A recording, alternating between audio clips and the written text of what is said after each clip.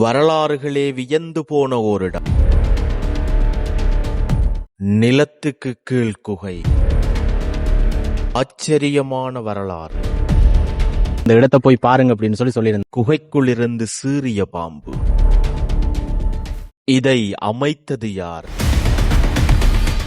எல்லாருக்குமே வணக்கம். நாங்க இப்ப இருக்கிறோம் பருத்தித்துறையில வடமராட்சி. இந்த வடமராட்சி பருத்தித்துறையை சுத்தி பார்ப்போம் அப்படின்றதுக்காக வருகை தந்தாங்க. அதுல நிறைய பேர்கிட்ட கேட்ட இடத்துல நிறைய பேர் சொன்ன இடம் மண்டபக்காடு என்று சொல்லக்கூடிய ஒரு இடம் இருக்குது. அந்த இடத்தை போய் பாருங்க அப்படின்னு சொல்லியிருந்தாங்க. இன்றைக்கு உங்களை கூட்டிக் கொண்டு போக போறது என்ன இடம் அப்படின்னு சொன்னா, இந்த முதலாவது பார்க்க போறது மண்டபக்காடு எப்படி இருக்கு அப்படின்னு சொல்லக்கூடிய விடயங்களை தான் இன்றைக்கு இந்த வீடியோல பார்க்க போறோம். அது மட்டும் இல்லாம பருத்தித்துறையில இருக்கக்கூடிய இன்னும் சில விடயங்களை பார்க்க போறோம். இங்க இருக்கக்கூடிய மக்களுடைய வாழ்க்கை முறை எப்படி இருக்குது, கூடிய வீடுகள், இங்க மக்களுடைய வாழ்க்கை முறைகள் எப்படி இருக்குது, என்ன மாதிரியான முறைகள்ல மக்களுடைய அன்றாட நடவடிக்கைகள் இருக்குது அப்படின்னு சொல்லக்கூடிய பலதரப்பட்ட விடயங்கள் இன்றைக்கு இந்த காணொலி வரப்போகுது. இந்த காணொலி வித்தியாசமானதும் ஒரு இன்ட்ரெஸ்டிங்கான காணொலியா இருக்க போது. நாங்க உள்ள போவோம், போயிட்டு என்ன மாதிரியான விஷயங்கள் இருக்கு அப்படின்னு சொல்லி பார்த்துக்கொள்வோம். இந்த வீடியோ ஃபுல்லா பாருங்க. யாராவது எங்களோட சேனலுக்கு புதுசா வந்தீங்கன்னு சொன்னா மறக்காம எங்களோட சேனலையும் சப்ஸ்கிரைப் பண்ணுங்க. வாங்க வீடியோக்குள்ள போகலாம். போயிட்டு என்னென்ன மாதிரியான விஷயங்கள் இருக்குது, எப்படி இருக்கு அப்படின்னு சொல்லி பார்த்துக்கொள்வோம். ஓகே, இதுல பாத்தீங்கன்னு சொன்னா இந்த மண்டபக்காடு என்று சொல்லக்கூடிய இடத்துக்கு இப்படித்தான் வரணும். இது இந்த வரலாறு தெரியாது, அதுல எழுதி இருக்குது. நாங்க போய் பார்ப்போம் என்ன மாதிரி இருக்கு அப்படின்னு சொல்லி, என்ன எழுதி இருக்கு அப்படின்னு சொல்லி பார்த்து போட்டு இந்த இடம் எப்படி இருக்குன்னு சொல்லி பார்ப்போம். அதாவது தொல்லியல் திணைக்களம் ஆய்வுபடுத்தி வச்சிருக்கு. யாழ்ப்பாண மாவட்டத்தினுடைய பருத்தித்துறை பிரதேச செயலாளர் பிரிவில் தொண்டமனாறு கெருடாவில் என்னும் கிராமத்தில் இம்மண்டபக்காடு அமைந்துள்ளது. இது சுண்ணாம்பு கற்பாறைகளால் ஆன பரந்த குகை போன்ற அமைப்புடைய இயற்கை மரபுரிமைக்குரிய இடமாகும். இந்த இடத்தை மக்களிடையே பல்வேறுபட்ட ஐதீகங்கள் நிலவுகின்றன. இம்மண்டபக்காடு பண்டைய காலத்தில் அரசனின் இருப்பிடமாகவும் பாதுகாப்பு மையமாகவும் விளங்கியது. எனினும் வாய்மொழி கதை மக்களிடையே பரவலாக கூறப்பட்டு வருகிறது. இவ்விடம் இலங்கை தொல்லியல் திணைக்களத்தினால் பாதுகாக்கப்பட்ட மரபுரிமை சின்னமாக பிரகடனப்படுத்தப்பட்டது. அதாவது இது என்ன அப்படின்னு சொன்னா, ஐதீக கதைகளின் அடிப்படையில மன்னர்களுடைய பாதுகாப்பு இடமாக விளங்கினது அப்படின்னு சொல்லியும், பல்வேறுபட்ட மர்மமான வரலாறுகள் இருக்கு அப்படின்னு சொல்லியும் தொல்லியல் திணைக்களம் ஆய்வுபடுத்தி இருக்குது. ஓகே, நாங்க அந்த இடத்துக்கு இப்படித்தான் போகணும். பாப்போம் எப்படி இருக்கு அப்படின்னு சொல்லி. அதாவது இதுகளுக்கு எல்லாம் பாத்தீங்கன்னு சொன்னா குடியிருப்புகள் எல்லாம் இருக்கு பாருங்க. இதில் பார்த்தீங்கன்னு சொன்னால் இதுதான் அந்த இடம், இந்த மண்டபக்காடு அப்படின்னு சொல்லி அப்படி இருக்குன்னு சொல்லி பாருங்கள்.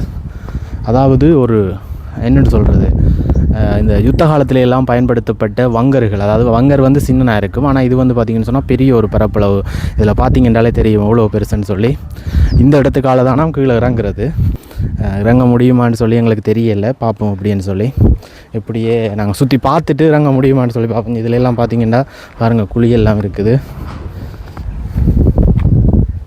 அதாவது இந்த இடம் பார்த்தா மன்னர்களின் பாதுகாப்பு மையமாக இருந்ததாம்னு சொல்லி சொல்லப்படுது. உள்ளுக்குள்ளெல்லாம் நிறைய பெரிய இடம் எல்லாம் இருக்குது. அதுக்குள்ளெல்லாம் போய் பார்த்தா எப்படி இருக்குன்னு பாருங்கள்.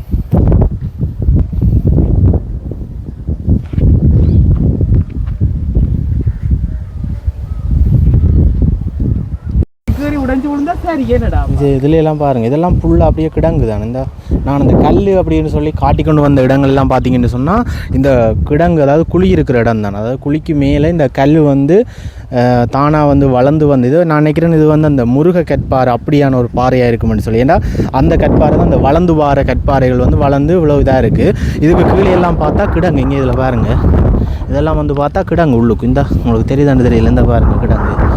அப்படியே பார்த்தோம்டா இதெல்லாம் கிடங்கு.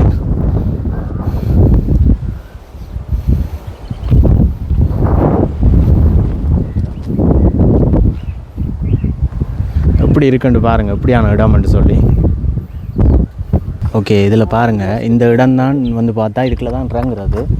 இறங்க முடியுமான்னு தெரியல, அவன் ட்ரை பண்ணி பார்ப்போம். இடத்துல இறங்கி பிறகு அதுக்கு கீழே அந்த இடத்துல இறங்கி போகணும். இந்த பாறையெல்லாம் பாருங்க எப்படி இருக்குன்னு சொல்லி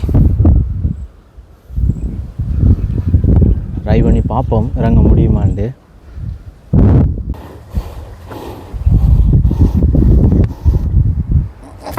ஆப்பா, சாதிச்சிட்டோம். கொண்டாங்க, கையெல்லாம் நடங்குது குமாரி. இப்படியே பார்த்தீங்களேண்டா, இதுக்கெல்லாம் குதிச்சு நாங்கள் இப்படியே இதில் போனோம்டா. இங்கே இதுக்கெலாம் இருக்குது. கீழே இறங்கி போட்டு வீடியோ நான் கண்டினியூ பண்ணுறேன். இங்கே எப்படியே பார்த்தீங்கன்னு சொன்னால், நாங்கள் இந்த இதுக்குள்ள வந்து இறங்கி வந்துட்டோம். இறங்கி வார வழி பார்த்தீங்கன்னு சொன்னால் நீங்கள் அந்த வீடியோ கிளிப்பும் வந்து உங்களுக்கு கட் பண்ணுறேன் பாருங்கள். இங்கே இதால் தான் இறங்கி வாரது. இப்படியே வந்து பார்த்தா பாருங்கள், ஃபுல்லாக பாறை, எல்லாமே ஃபுல்லாக கற்பாறை தான். இதுக்குள்ள இப்படியே பார்த்தீங்கன்னா அதாவது இது நிலத்துக்கு கீழே இருக்குது. எப்படி இருக்குன்னு பாருங்கள். அப்பா, எப்படி ஒரு இடம். இதெல்லாம் மேலே பார்த்தீங்கன்னு சொன்னால் இதெல்லாம் நிலம். இந்த ஹோட்டல் இருக்குல்ல, இதெல்லாம் வந்து பார்த்தா நிலங்கள் எல்லாம் மேலே பாறை.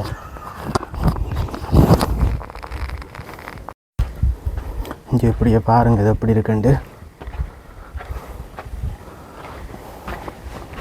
இதுக்குள்ளெல்லாம் குகைகள் மாதிரி இருக்குது. இந்த உண்மையிலேயே இது ஒரு மண்ணட்டை இதுக்காக பயன்படுத்தப்பட்டது தான் அப்படின்னு சொல்லி நினைக்கிறோம்.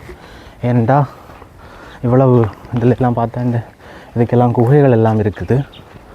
அப்படி எங்கள் இதில் எல்லாம் பாருங்கள் அப்படி இருக்குண்டு.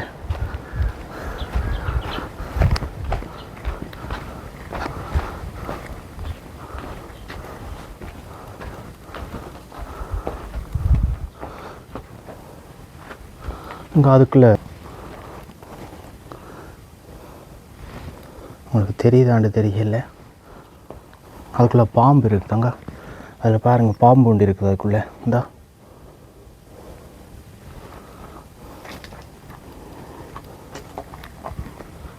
அப்படியே பார்த்தா கீழே நிற்கிறோம் நாங்கள். வௌவாலுகள் எல்லாம் நிற்குது. பாம்பு நிற்கிது அதுக்குள்ளே, ஆனால் வௌவாலுகள் நிற்கிது அதுக்குள்ளே பாருங்கள். சரி, ஓகே, இவ்வளோதான் தான். நாங்கள் மேலே போவோம். ஓகே, நாங்கள் அடுத்தது போக போகிறோம் மூர்க்கம் கடற்கரைக்கு. பருத்தித்துறையில் இருக்குது.